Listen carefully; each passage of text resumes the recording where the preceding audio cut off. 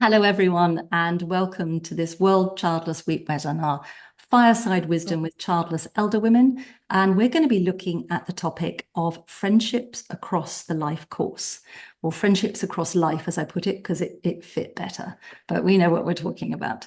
And I'm very, very happy to have with me today some of the wonderful Nomo Crone panelists that we've been coming together for 4 or 5 years now. And if you're wondering, well, what the heck is a Nomo Crone? Well, Nomo is just a word I created, which means not mother. And crone is not an insult. It's just one that patriarchy has turned into an insult. So I'm all for reclaiming it. And so I think because we don't have a great deal of time together, I'm not going to do a lot of introductions. You can find out about all of the panelists in the link below where you'll see this video on the website and also on the World Childless Week website. But what I'd love to hear maybe to kick off with the panelists is perhaps just a very, very short kind of first response to the topic, friendships across the life course, before we go into some of the themes. And top left on my screen, if you feel okay with kicking us off, is Kate Kaufman from Oregon, or Portland, Oregon, I believe, yes? That's true. Yeah. Thank you. I don't know that I've ever been first out the gate. When I think about friendships, I think of it as one of the most gnarly topics that we could talk about. And and when I think about it, I have a chart on the back of my bedroom door about my family of choice. And I was looking at, there's 13 people that are my super close family of choice. And of them, only 5 are parents. And that was by intention. And so my theme for this conversation is intention. Brilliant. Thank you. Ruth? Hi. Hi there. I just wanted to start out by acknowledging how painful this is, how difficult it is. The losses and the loneliness, and the unexpected changes to every relationship. When I read that in your book, Jody, I read that sentence and then I had to put the book down for a couple of weeks and just process that. And that includes friendships and then making new friends. And I'm single too, so that's another layer of how challenging it is to make new friends at this age without children to bond us. Yeah. Thank you, Ruth. So you're not alone in having difficult, whoever you are out there, you're not alone in feeling like, what's wrong with me, or why is this so hard? It's not you. Yeah, thank you.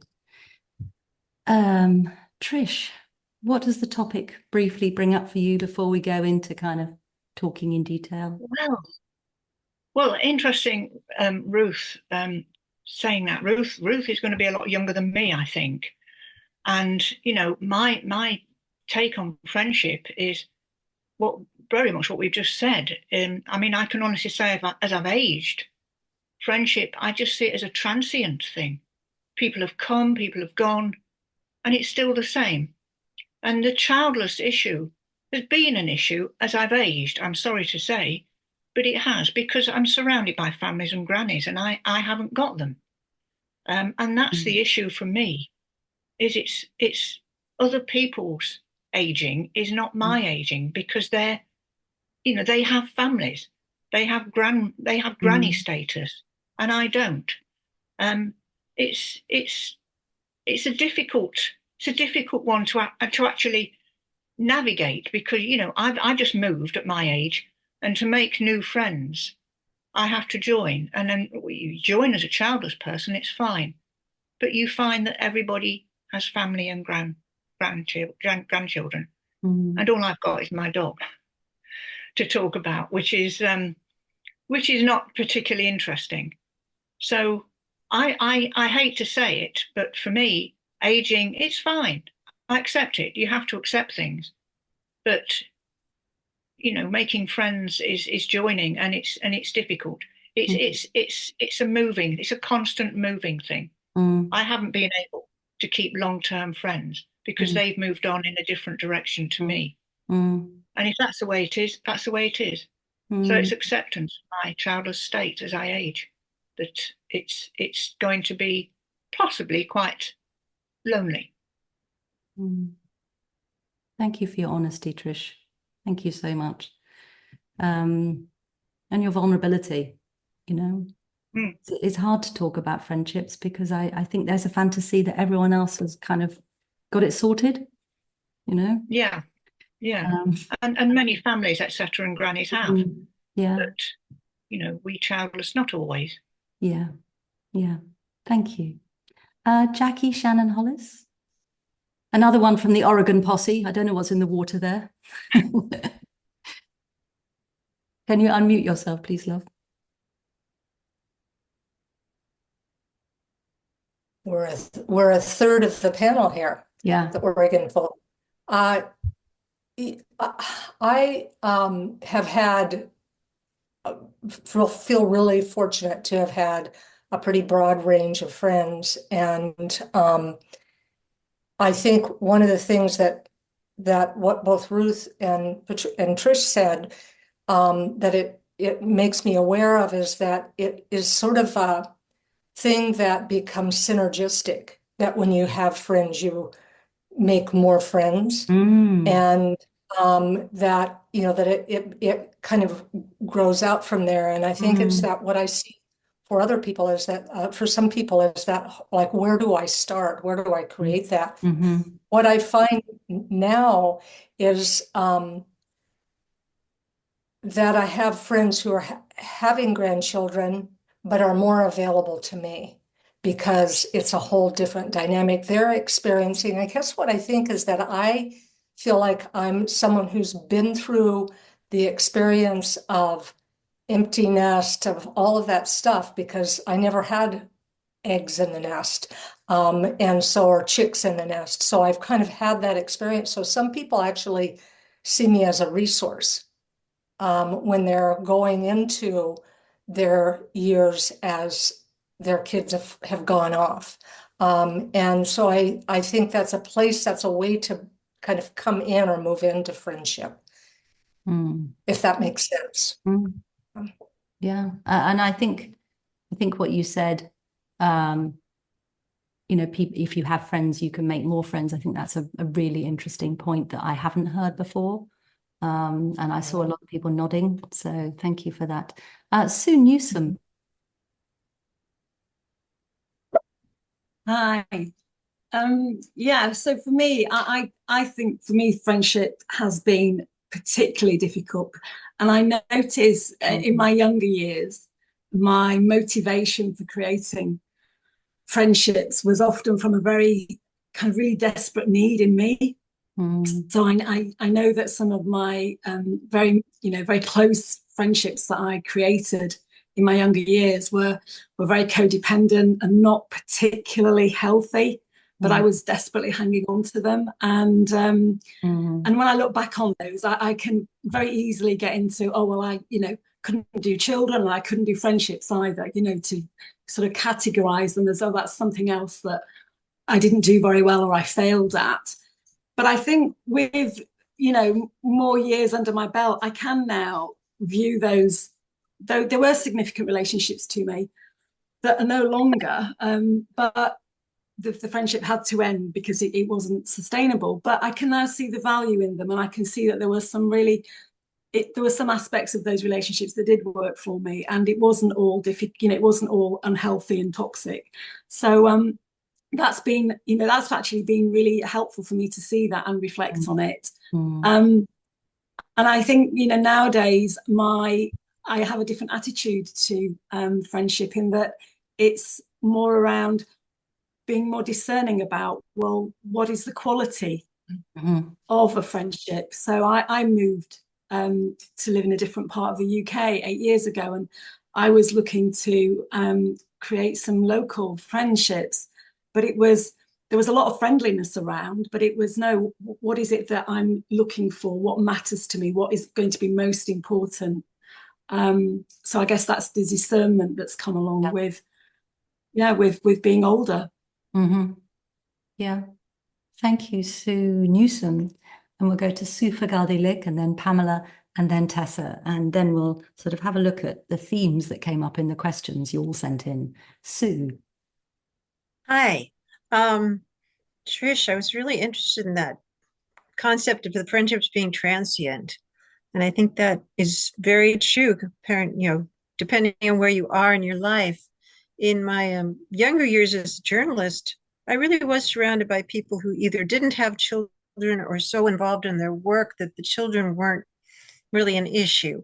But there did come a point where all the moms and dads were sharing the same activities and talking about the same things, and I felt very left out. At this point in the grandma age, most of my friends, I would say my friends are about 50-50 as far as having children or not. But the ones who do have children, they don't live nearby and they're not deeply involved in their lives. But I have a lot of people I'm friendly with, but they're not like best friends. They call them up if I have to go to the hospital kind of friends. They're not that close. It's very hard to get that kind of friends.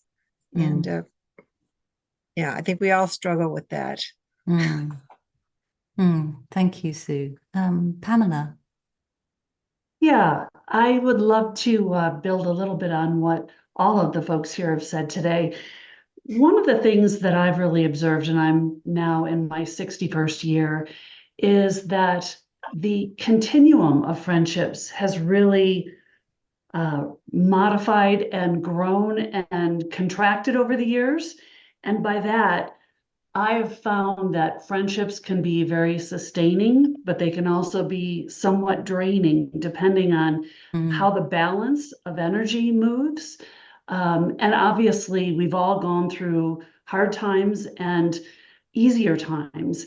And ultimately, what I've found is there's a new understanding of both what is my role as a friend and what are my needs as a friend. Oh, yes. And as a result of that, I think I've found that I've often been surprised on the upside by people coming to bring a level of understanding and support that I hadn't expected. There have also been times of real disappointment where I had a higher expectation of what a relationship might be. But I really want to sort of echo the points about the depth and intensity through the years, and also my own belief in understanding what my needs are at any given time. And sometimes I've really had to be very self-reliant, where what I was going through was so unusual that I realized that I needed to understand a level of sustenance that I could find within myself and understand the strength that can both dissipate and also regain over time. So I see it as very much a fluid experience. And I expect that going forward. Yeah, fluidity. Yeah, I think there is a fantasy that it's fixed, isn't it? That we're all kind of maybe measuring ourselves against some fantasy, sort of Sex in the City or some gang that we're always going to be part of. And I don't think it's actually kind of how it works. Tessa.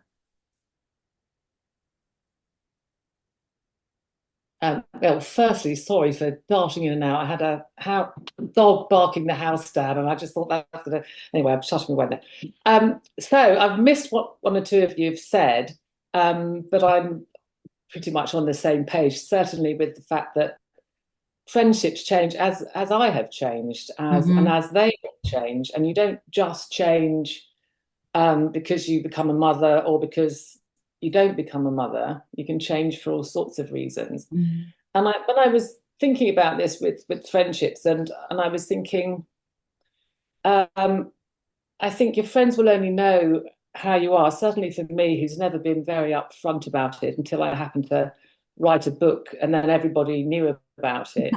But they'll only know how you feel if you tell them. And I think if there are also, I think I might have said this before on one of these groups, that there are people who have empathy and there are people who just don't have it, just don't get it. And I think you just probably quietly and gently pull away from those folk who don't get you. And I mean, I think that it's, for me, it's about grief and how, as a culture, certainly in the UK, we're utterly crap at it. We assume people have got to be up it, over it, and full, about 3 months is ideal. And it's not something that you're supposed to live with. And I think that it's people not understanding always that childlessness is a form of grief. You wouldn't have the same expectation of somebody who'd lost a partner or lost a child to be up it and over it in a flash. And I think that for me is the key to helping people understand that that's where you're at. You're grieving, and whilst I'm the age I am, so it's like the grief analogy of the tennis ball in the jam jar. At the beginning, it's huge and it's all encompassing, and it takes up every waking moment. As you get older, that tennis ball moves into a bell jar. You've got much more space and room around it, so you're fine. But you've still got that ball of grief there, which will bite you on the arse every now and again. And I think that sometimes some of my peers and my friends might not appreciate that I will still feel that grief from time to time. Yeah. I mean, it is a form of disenfranchised grief, which is a bit of a mouthful, but it's also what's called a living loss. It's a lifelong living non-death loss. It's like we are never not going to be childless. It's not something that's ever going to be resolved in some way. It's something we learn to live with, live through, live around. It becomes part of the context of who we are. But I think also it can be as we get to a more kind of integrated place around it, people can erroneously think that somehow that means it doesn't matter to us anymore. That we're kind of over it, that they don't have to worry, that they don't have to be sensitive or thoughtful around it anymore. And that can sort of backfire too. So, wherever we're at in the process, that the potential for being misunderstood is so high. And I very rarely feel my grief, but, it still pops up and, bites me in the arse occasionally at totally unpredictable moments. The ones I really steel myself for, I'm usually fine. Something completely random usually. So time is ticking on, and we had 150 questions that came in, and I kind of grouped them into themes to see what was really coming up. Obviously, we don't have time to answer 150 individual questions, although we would love to if we had that time.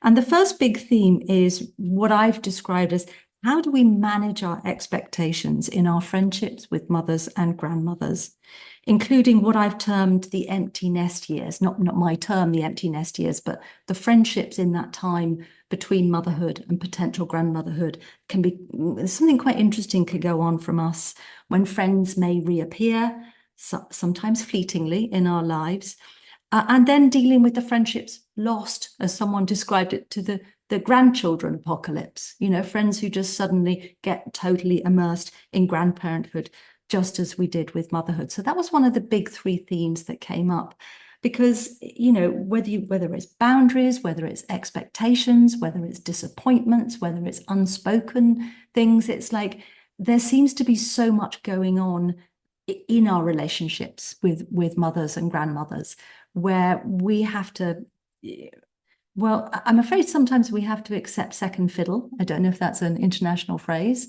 but it's like, what are our expectations in those friendships? Are they reasonable? Are they possible? Can we talk about them? I'd love to know how some of you have maybe managed your expectations around friendships like that. I know that I had to withdraw from a great many of them in my 40s, in my early 40s, when my grief really hit me. And I was also single and childless at that point. So I felt sort of doubly shut out of the coupled world as well as the childed world. And I was perhaps unusual, but it does happen that every single member of my peer group who wanted to be a mother became a mother. There were two child-free by choice women who I didn't know very well, but everyone who wanted to be a mother became a mother. So I lost my entire peer group to motherhood, and it was devastating. And I got, I think maybe one or two people were a little bit empathetic, and they're still in my lives. Yeah. Who would like to pick that up? Just maybe wave at me. Yeah, Sue and then Jackie, managing our expectations. Well, I think we have to be realistic and understand that, children do take a lot of bandwidth and they may not have much left. But, it varies. I had a friend who was one of the bridesmaids in my wedding, and we were close, but then she had her children and she became completely obsessed, and she really didn't let me in. I had another friend who was my best friend through life, and in that situation I felt like I could embrace that and be friends to her children as well as to her, and it's either like join or be left out. And I think that's a situation if they'll let you. Now, my sister-in-law If is they'll let you, that's taking care a of good point. Yeah. all the time. Yeah. And there's no getting in. That's all she thinks about. That's it. But if they will let you participate, you can end it if it doesn't hurt too much to be around them. You can still keep that friendship going. Sometimes it's too painful, but if you can dive in and become part of the new family, it can work. I mean, one of the submissions that was shared for World Childless Week today around this was, about, women like us who've done exactly that, who've really kind of embraced other people's sort of children and family, only to then be kind of rejected anyway, sort of at a later date. And as Trish was talking, people move away, and suddenly all that love and energy that you've put in is sort of seen as irrelevant. And I know that there can be a lot of pain, for example, for childless stepmothers when relationships break down and they're not seen as, that relationship with their stepchildren, whether they're formally stepchildren or not, can not be taken seriously. It's, and Jackie, you were going to say something.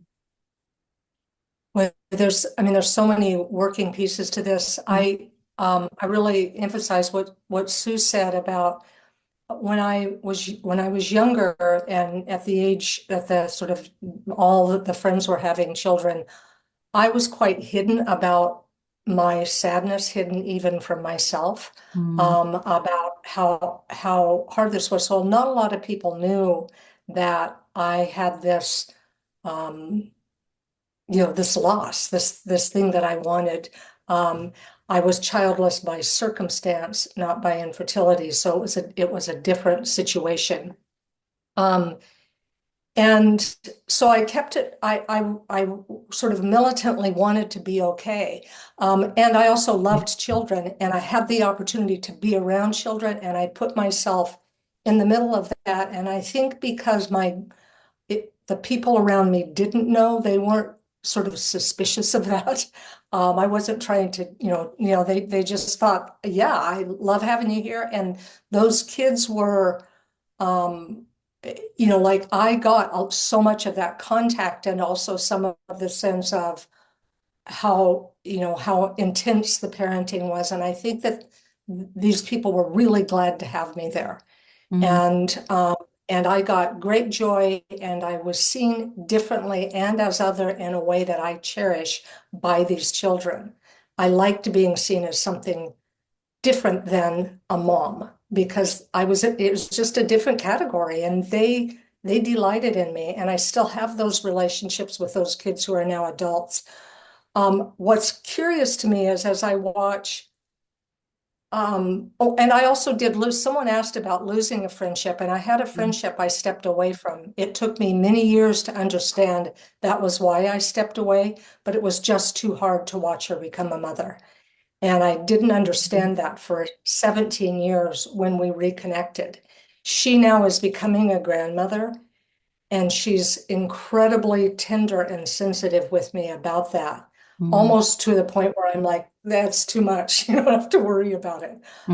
So there's so many, but my sister, who I was very involved with her children, has become a grandmother in exactly the same way she was a mother. It's her primary thing in her life.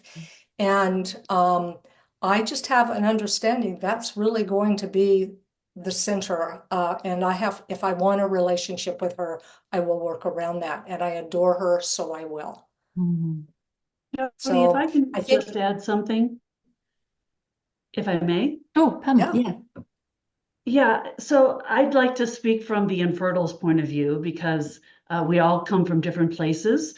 I can tell you that the experience now of watching another generation continue to grow and expand their family has been unusual in two ways. One, I realized how hard won my experience was the first time around. Mm-hmm. And the pain was so incredibly intense that I realized I had developed a layer of strength that I didn't fully appreciate until now.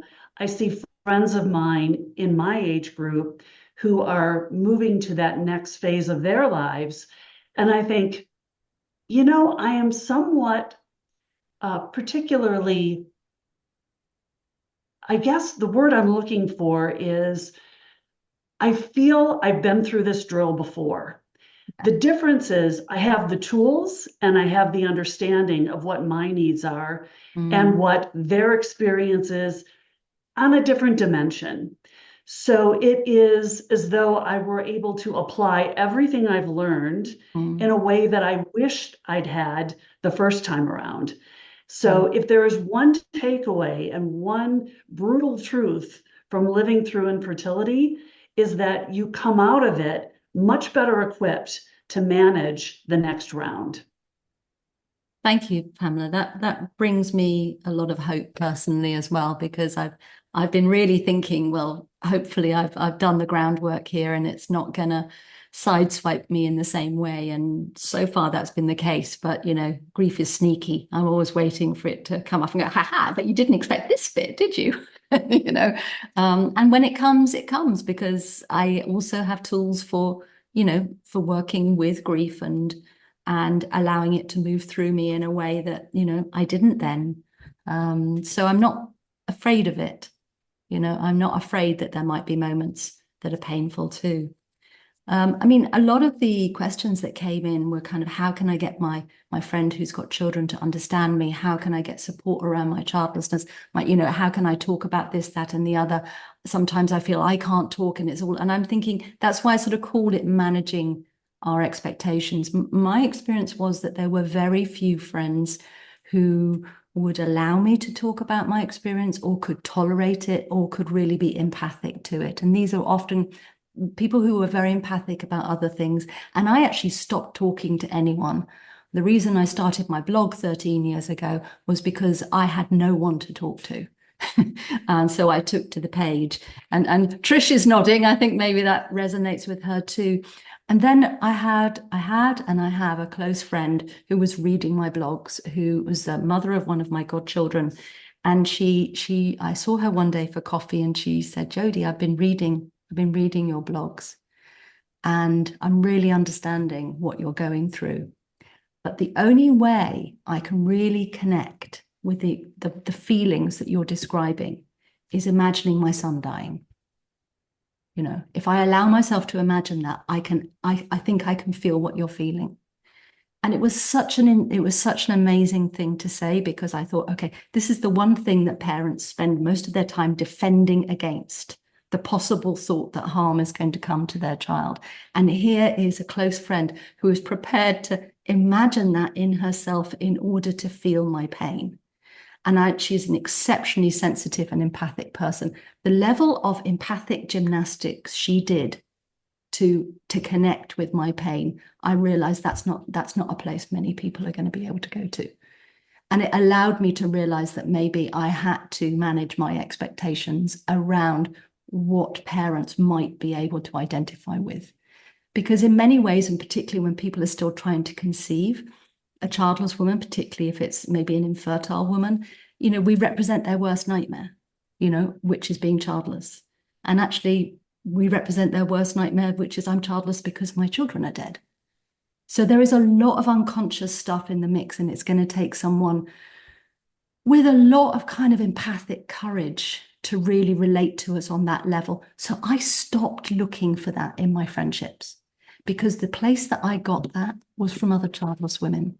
And I found when I got my needs to be understood within the online community, when I had other childless women in my life, which I met through Gateway Women, I no longer needed to take that part of myself into my friendships with mothers. And so I was able to kind of take from those friendships what was nourishing and helpful, and not all of them were, and they just faded away, and maybe get my need for my childlessness to be understood elsewhere.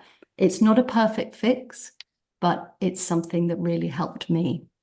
Anyone want to respond to that before we move? We probably need to move on to the next theme. Ruth. I've had a different experience because I'm 53, and so I tend to connect with older people, and so I've been making friends that are older than me for, I don't know, many years, 5, 10 years. And I have a few women friends who are like, one's 80, one's 75. They both actually only have one child, and they both have very full, well, one of them has a very full life now. The other one just was worked at NYU and lived in the city for most of her life, and then I met her in LA, and she was really involved with her son, and then later into our friendship, her grandchildren. But she had lost her mother young, and there was this unspoken connection between us in like coping with depression and loss that just helped us be able to really just be present with each other. And it wasn't necessarily about anything specific that was said. It's just like a feeling of like, I get it, and you can bring that here. And I have that with both of those friends. I think they have, well, the other one, I think she has some sadness, I realize, and frustration around how much access she has to her two grandchildren. And she's marginalized in other ways, and very much working with helping marginalized people be included. So she could make the leap, and we just have had, so I feel like I can, with both of them, I can be like, this is how my childless grief is showing up in our relationship right now. Like, I don't want to see, like with one of them, I told her like I didn't want to see the texts of her grandchildren, like that. I was like over saturated with that. And, she got it. She didn't get mad. Just little things like that, where I feel like there are different kind of mothers, and kind of knowing which ones knowing which ones are kind of that safe in a help way, you. isn't it? Yeah. Thank you. So the second theme that I pulled out of all of the questions, and it was a big one, is like, how do we create new friendships as we age? How do we find childless friends? How do we also, bearing in mind the impact of chronic illness, disability, and caregiving responsibilities on, availability for friendships, and also the particular challenge of aging solo. So, making friends when you're a single and childless woman can be different. And this is something really painful. The grief, and actually I feel a bit choked up. The grief and pain of losing friends. I think it is so unacknowledged in our society. I mean, it's so heteronormative. It's all about romantic partnerships, but our friendships, it can be a deep love, and it can be a big heartbreak when there's a rupture that perhaps is, unhealable, or when we get to a point where we realize we've grown so far apart that one of us, has to end the friendship. And I've done that in very grown up and, ways that I'm proud of. And I've also snuck out the door in ways I'm not proud of, and I've had both done to me too, There's a lot of betrayal, I think, sometimes within friendships, and we're not honest about the pain that that leaves behind. But how do we go around creating new friends as we age? It'd be lovely to hear from a couple of you who haven't spoken yet. Kate and Trish. Am I going, Kate? Kate is first and then you, Trish. Go ahead. Oh, I was just, I mentioned intention almost glibly in the introductory remarks, and I do want to drill down on that because the only intention is from the lack and the desire for more and for authenticity and connection. And so I like to go in and analyze what's going on really. So what I see around me is verifying or refuting some perceptions that I've already developed. So for example, if I feel like I can't get a word in edgewise because someone's busy talking about what their concerns are, usually related to kids, I'll put out a little something, and if it's accepted and included, that's great. If it happens over and over again, that's an indicator to me that this isn't going to be a friendship that will have balance. And there needs to be something else that's motivating me to go into that relationship. Something I learned from the whole world of online dating, a number of us have spent a fair bit of time being single, was that in order for a friendship to become close, I have my history and what it has done to me with respect to relationships. But somebody always has to go vulnerable first. And it's just the same thing as showing up as someone who wanted to have kids and didn't. And people who decided, or just it happened that they didn't choose to have children, but they're fine with that. The stories are so very, very complex. And I think that noticing when we have the power to say something that's germane to what's going on. I call myself an audacious elder now, because when I hear those things, the bingos or the comments that are just not inclusive kinds of comments, I've made a pact with myself that I will speak up. Someone who's very dear to me made a silly comment, I found it silly, about somebody needed to have a mom hug.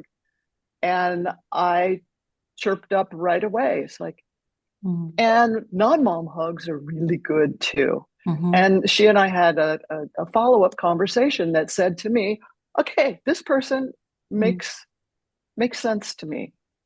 I get it that she's willing to include another perspective.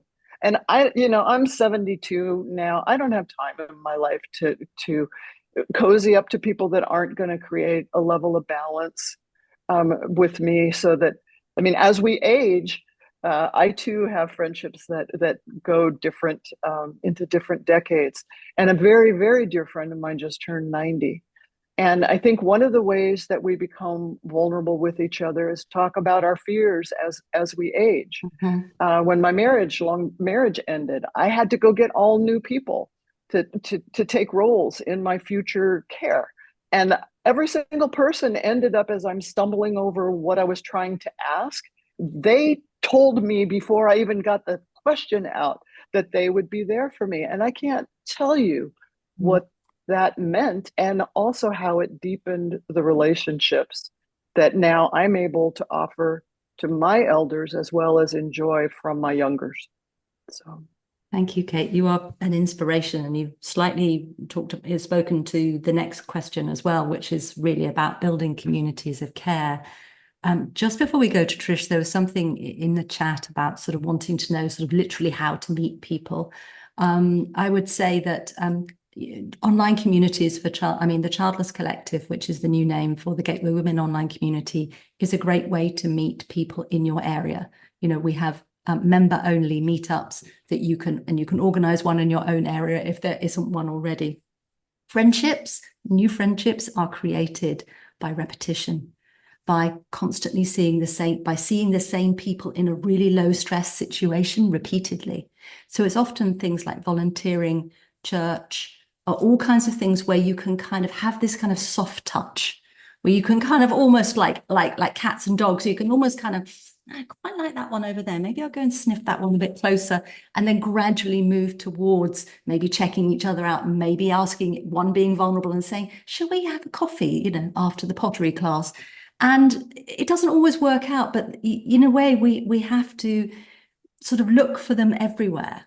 And we can build those skills. Sheridan Voisey, who is a childless writer and a broadcaster, is creating a new charity in the UK called the Friendship Lab. And I did one of his pilot programs with him to help work with the design of the pilot program. And it's really about helping people learn friendship skills, because this is a huge issue. We've got an absolute epidemic of loneliness in our society. An awful lot of people feel they don't have the friendship skills. And Kate spoke to one of them as well. One of them, a really important one, is reciprocity. And we have to test out new connections and see if they can take a little bit more weight, or see whether we really have enough in common to invest it. And there are books and there are things to help us do this, but there are people everywhere. It's just, how do we move from an acquaintance into a friendship? And that's a process, and probably a whole webinar of its own. And I think Trish could probably speak to this. Yeah. Well, do you know, I think it's all been said, but you just said something, Jody, that struck. Is that, you have to go out there, you have to take that step. And I have found, as I've aged, childless and aging, I may be the oldest here, but we're not counting. I found that me as a childless person, I have to take that step. I have to take that step to make friends. And it can be, to start with, when you're first doing it, it's quite frightening. And then it gets to the stage where you're building your shell. So if it doesn't work, it doesn't work. So what? Okay, move on. And generally it works. And as I've said, my friendships, I've had a lot of friendships and they've been great. And I find that I compartmentalize them. That's what I do. If they work in that particular compartment, I'm old now, I'm an older lady now, so I'm in the older ladies groups, right? And that's okay, that's fine, although a lot of my friends are younger, with kids, and like everybody said, you've got to accept the fact that they're going to talk about the kids a lot, and I accept that. That's okay. But my older ladies groups, they talk about their grandkids. That's okay as well. You've kind of got to live with it. Yeah. But I don't know as I want to get completely involved in it. It's fine for me to have them there. They're there. I've joined my stuff. I'm okay. Every Wednesday afternoon, I'll go to Pilates for older people or something. And that's fine. And we have a coffee afterwards. And to be honest, that almost does for me nowadays, because I'm probably the one that doesn't want to get too involved anymore. I maybe don't want to get too involved anymore, which is not good, maybe on my part, but that's the shell that I've built around me. Yeah. And I think it's also the childish shell that I've built around me. If it works for now. That's what I say. Whatever I'm doing, it works for now. It may change. Somebody may come along, male or female, who knows? That I go into the next compartment, and that's getting closer. And I think we shouldn't undervalue the importance of those kind of slightly softer connections. I mean, something I'm really looking to do is to actually grow all dimensions sort of my friendship garden. I want, close friends. I want sort of acquaintances. I want neighbors. I want colleagues. Do you know what I mean? I think all of those kinds of connections and relationships can be really nourishing. You know, not everyone has to be our bestie. And actually, when the shit hits the fan in life, it's really interesting to see who steps up. And it's often not who we expect. Sometimes it can be someone that we feel that we have quite a soft connection with, and they can actually step up and say, actually, I can help out here. So I think what you said about the shell is something I'm sure it's going to resonate with so many of us. So many of us have been deeply hurt, you know, by friendships, and deeply othered by society, and by, mothers with a capital M, as well as maybe mothers that perhaps we know in our life, and have been incredibly supported. I have a friend who is, she's been my friend for 45 years. I met her when I was 15 and I was at school, and she was at the school next door. She's had 3 kids. They're all grown up. And, I would take a bullet for her and her for me. We're actually very, very different. If we met now, we probably wouldn't even have a conversation. But, she said, she sent me a birthday card recently, is that we've been friends so long, we don't know whose fault anything is anymore. Which kind of made me laugh. It's just like, and we know where all the bodies are buried, so we can't break up. Because it's just too much. It's just too much information, and it's a lovely if friendship. I could jump in, yeah. If I could jump in, I just want to applaud Trisha's fearlessness. I absolutely love the fact that you have accepted that some things work, some things don't, and not to dwell, but to move through it and to decide what makes sense for you. And I think that's a valuable lesson for all of us. I'll tell you what else, Pamela. Thank you for that. As I've aged and gone through life, for the various compartments or whatever it is, I've gone through my life, and I've had a good life. I've lived life, as I'm sure we all have on here. I found one of the best things for me is to not care, to not really care what people think. That's been a big protection, if you like, for me. Whatever they think, not that I'm doing anything wrong or stupid. Well, but whatever it is, it doesn't matter if they don't like it. They're whispering, whatever they're doing. I don't care. I'll walk to the beat of my own drum, and I'll get to wherever I want to be it right or wrong. So right on. I say that, Pamela. I say that. Don't always do it, but. Thank you, and thank you, Pamela, for that. I love Trish's fearlessness, and I learn so much from it. And yeah, there's a reason you're a world childless champion 2024, 25 this year. Pamela, last year, old. Passing the crown. Because I'm old. It's not because you're old. Just before we move on, there was something in one of the Q&As, and it kind of came up also in the questions people sent in, which is, yes, we can meet new childless friends through Childless and communities and things like that, but it doesn't necessarily mean that we're going to connect with them. And I think that's really important. If we had all been mums and we'd met loads of other mums through our kids, we wouldn't have necessarily liked all those other mums or related to them or connected deeply with them. And just because our reproductive identity is that we don't have children, that doesn't mean that every single childless woman is going to be our cup of tea. So we have to kind of keep meeting more until we do find people that resonate with us. And so for the persons who emailed that in and the person who's put that in the Q&A, it's perfectly normal. There's no reason why we should, we should all get on. And that's why I love that there are so many more offerings for the childless community now, because what works for me and what works for us, my style of doing things, there are now lots of other leaders in the childless space, including all of the people on this call today who do it differently to me. And so someone else's work might vibe with you a lot better.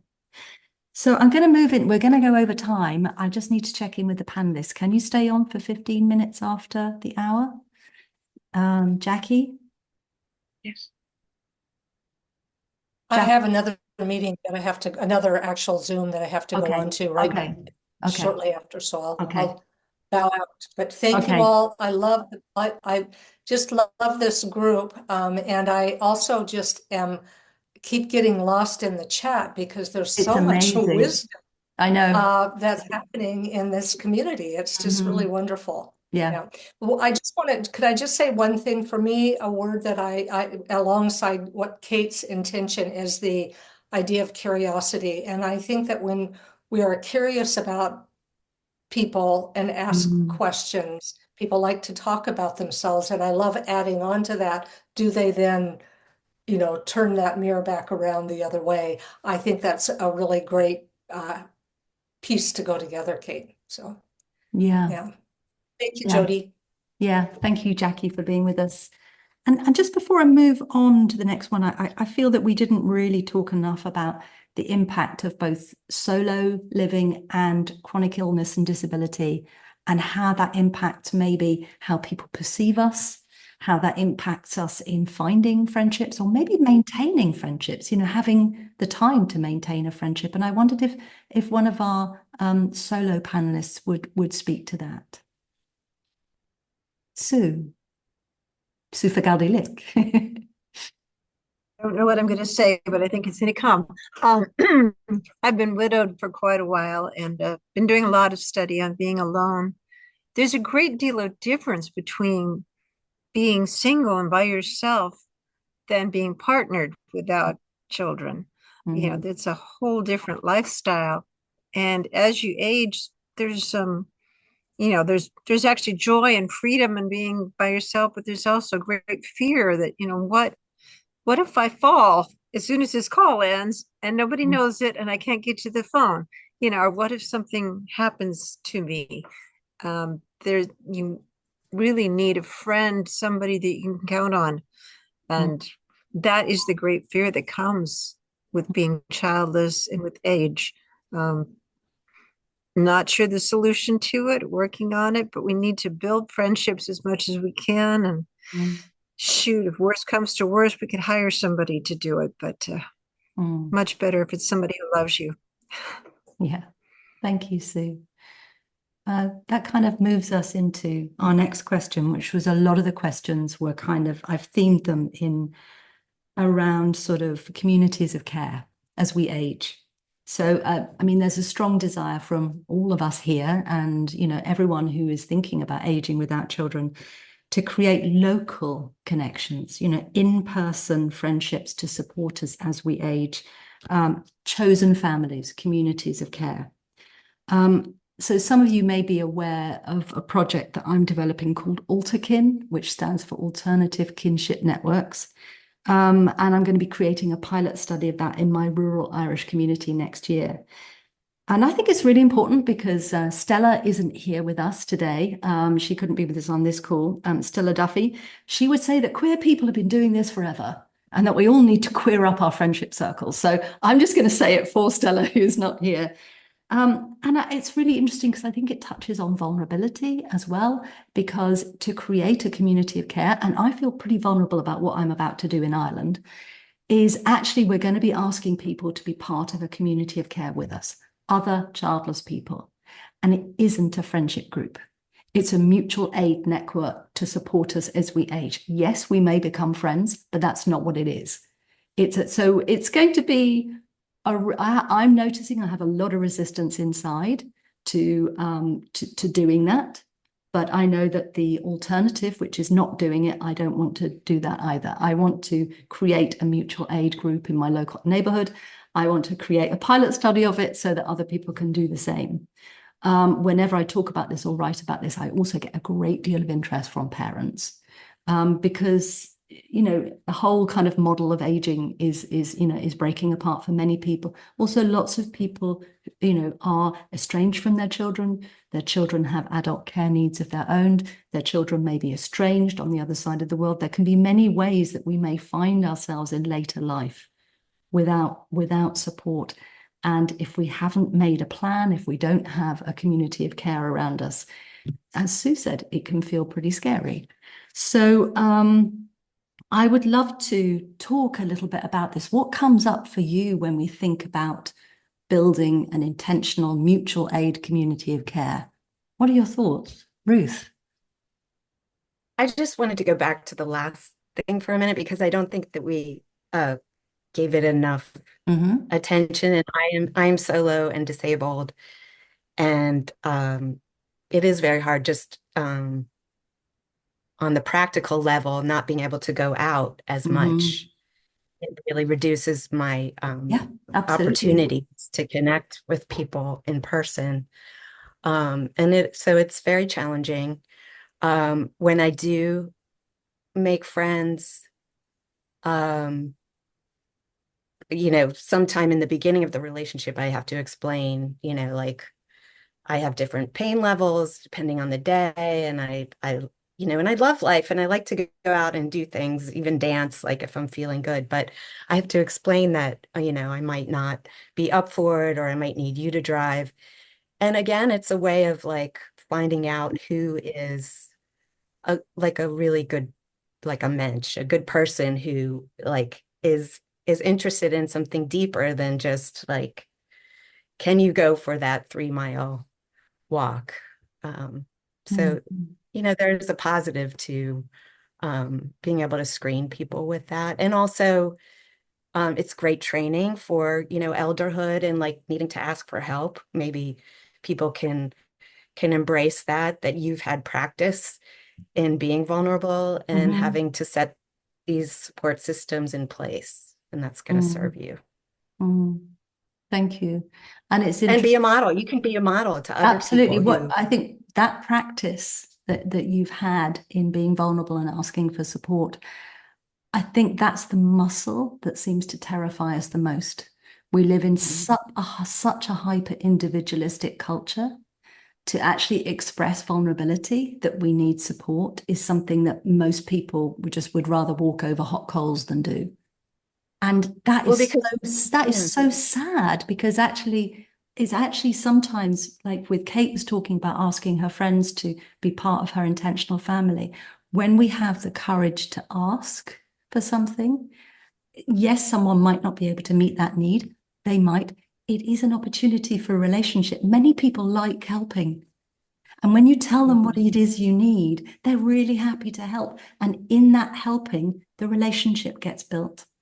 So it's actually, we all seem to think that everyone's going to say no and going to think we're weak. But actually, it can have exactly the opposite effect. And that's sort of one of the pieces I really want to create with my altar kin, is maybe to start breaking down this idea that there's something wrong with wanting support, It's like it's taking out the internalized ableism and ageism. Yeah. And partnerism and pronatalism, that, well, haven't you got someone to help you? Why don't you have anyone to do that for you? And it's like, the voices in our head can be very, very challenging. Yeah. A lot of love coming for you, Sue, for your Substack, Sue for Lick. Sue writes an amazing Substack. If you go to suelick.com, to her website, you'll find a link to her Substack. I think it's called Can I Do This Alone? And it's about aging as a solo childless woman. A few more, any more thoughts on creating communities of care? What's holding us back? Sue Newsome and then Patricia. Yeah, you just wanted to pick up what you were just saying, Jody, this idea of being in our truth and vulnerability about what it is that we need and we want for ourselves, and how truly scary that can feel. Because I know for myself, managing my life, managing myself and my childlessness has become a way of being. And to let go of that and say, okay, I'm completely vulnerable and I need a lot of help, does feel quite a big step. But I do know, again, as I've got older, that when those moments when I do ask for something that I need or I want, that does promote an act of intimacy with the person I'm asking, and that it's someone told me about it being an act of generosity as well, when we share our needs or our requests or even our desires, that we are sharing of ourselves. And when I think about the idea of the altar kin, if people are in that situation where they're doing that, it's like there's a lot of warmth and potential there. Yeah. Yeah, there is. Yeah, Tessa? Yeah, no, call me Tess. No, I'm very fortunate to live in a very small community in rural Cornwall, and I think that that's almost what you're talking about, Jody, is it's a little bit inbuilt in our tiny little village. Anyway, we certainly learnt this in the pandemic, where we had a WhatsApp group and people were going and getting prescriptions of people and helping people out. An elderly lady who lived close to my mother, who had a son in Thailand and a daughter in France, was looked after by her neighbours and the community, helping her age. So I think that in a small community, that's almost there because everybody knows each other and knows not necessarily their vulnerabilities, but might be aware of them. So I feel for people in larger, cities and towns, it can feel much more isolating. I imagine. I feel very fortunate that I feel as if there is almost in that my husband's lived in the community his entire life, so has already built those sorts of. I mean, not necessarily that will be looked after, but you feel that there is support there, and it's as your ideas I think are. Yeah, we need to spread that because all cities have small, tiny little communities and bits in them and towns. So it's getting those small groups within larger places. Yeah, I think it's absolutely. a great idea. I've been speaking to people who've done similar things, other childless and child-free people who've done some similar things in Minneapolis and New York. So in city settings. For me, I live on a tiny spit of land that sticks out into the Atlantic in very, very rural Ireland. There's about 20 houses over about a 2 mile, so it's very much a hamlet. But there is a strong community spirit here. But interestingly, what I'm trying to do is I'm trying to do something that's specifically around being a non-parent. It's not necessarily about being childless. It's about not having children, whatever the reason that is. And it's going to be really interesting sort of how I make that distinction, because here everyone sort of looks out for each other, whether they've got kids or not. But I know that my neighbours, who are mostly a little bit older than me, not much, maybe late 60s, late 70s, they do all have children somewhere, most of them, and if the shit hit the fan, someone can either get involved or not. And it's like, I don't have that. So we might look the same, but things could roll out very differently. And it's like, how do you delineate that in a way?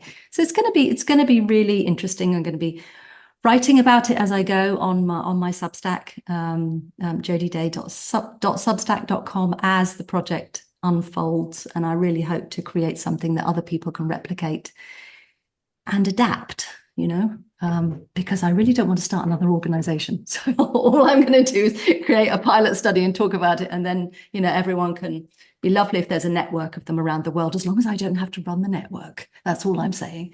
I think also it's for the care stuff, the big stuff is one thing, but it's the little small things like, you've just bought a smart telly and you don't even know well, that's really crucial, Tessa, because people think that taking care of older people, frozen. People think it's to do with like feeding and bathing. That's what their idea of sort of elder care is. And it's so much of it is those tasks, those daily tasks of living that enable someone to continue living independently. They phone their son and ask them to help them sort out their new iPhone or whatever. Absolutely. My 93-year-old mother-in-law, who died earlier this year, who lived with us, we managed the world for her, but lots of things, if the lights had gone out or the car needed reinsuring, or as you say, that bloody iPad's updated again and nothing works, someone's around to help interpret the modern world. So we have gone over time. So we've come to the end. I hope we have covered the themes of some of your questions. Someone has put a question in the Q&A box, which is really about difficulties with sisters. There was an incredibly poignant very, very vulnerable article that was shared today on the World Childless Week website, which was about a sort of a relationship misunderstandings and breakdowns between sisters who had been really friends, as well as kind of sisters. And I think it can be that the way that childlessness, when one person, wanted to be a parent and it didn't happen, and one parent gets it, I know it can be very, very difficult. So I would encourage you, it's an anonymous attendee, to go and have a look at today's submissions for World Childless Week. Someone else talking about the difficulty of letting go of a difficult friendship. How do we know when it's time to sort of move on from a friendship? I'm not sure I'm the best person for that, to be honest. I tend to hang on in there maybe for a bit too long, but I'm getting better at that. I'm also getting a lot more cautious about getting into friendships. I spend a lot more time trusting my intuition in the early stages. I think it was Kate said, sort of sending out little sort of tests, seeing what comes back, and managing my expectations and enjoying that some people can be acquaintances and I can be friendly with them, but they're not necessarily going to become deep friends. And actually, some of those people it's lovely to have that variety in my life, but the pain of ending friendships is really heartbreaking. Few people have asked for recommendations for books. All of my books are in storage, otherwise I would be showing them up to you. But I do have a few that I'd like to recommend, and I'm going to put them in the sort of the show notes that accompany the video that will come out with this, with a few listings. And if any of the panelists have any they want to let me know about that have really helped them with friendships, do send me an email after the call and I'll add them to the list. And I think that's it. So final words from each of you. Kate, then Ruth, then Trish, then Sue Newsome, Sue Fagalde-Lick, Pam, if she's still with us, and Tessa. Kate. I just want to thank everyone for all the comprehensiveness that's been offered today, and for all the richness in the questions and the comments and the community that's been built in the chat. So thanks so much for being here and including me. Oh, thank you, Kate. So lovely to have you on the call. Such a wise elder. I want to be you when I grow up. Yeah. Yeah. Ruth. Yeah, thank you for having me. It's wonderful to be here again. I'm taking on your title of apprentice crone at 53. I'm kind of on the cusp. And as I do with every challenge in life, I try to learn and grow from it and take the opportunities for healing on a deeper level. And so I was thinking about how life has forced me to become my own best friend. And I'm lonely more than I had hoped I would be in life, but I am my own best friend. And more and more as I age into more confidence and wisdom and less worrying about what other people think, I feel good about myself, and I can let people go, and I can appreciate the ones that are meant to be a close connection or an acquaintance. So I just wish that for everyone to befriend yourselves truly, and then have that reflected in the people that come into your life. And I find that in being involved in this group, it feels really good. Like, yeah, I'm doing something right, that I'm included in this group of women. So thank you. Thank you, Ruth. Be your own best friend is profound. Yeah, it's been a big learning and transformation for me too. Yeah. Hadn't reflected on how that might have impacted my friendship style and who's attracted into my life. I hadn't thought that before. Very interesting. Nugget. We're getting a lot of thanks for all the nuggets. Patricia, Sue Newsome, Sue Fagalde-Lick. Is it me? It is. It is me. Yes. What Ruth said.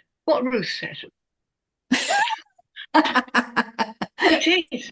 Because it's so true. I found myself going, that's me. What Ruth's saying is, that's me. Because friends really are what you want them to be in a way for you at the time, and that's fine. Mine have been what was right for me at the time, and my childlessness has not been a huge issue. It's been more as I've got older because of grannies and getting a bit lonely. But I think the community talk is a way forward for sure. It's me. And I hope we do perhaps more of it sometime, because being part of that community and making the community work for you, as it doesn't now. It's all very isolating sometimes. People don't mean to be, but it just is.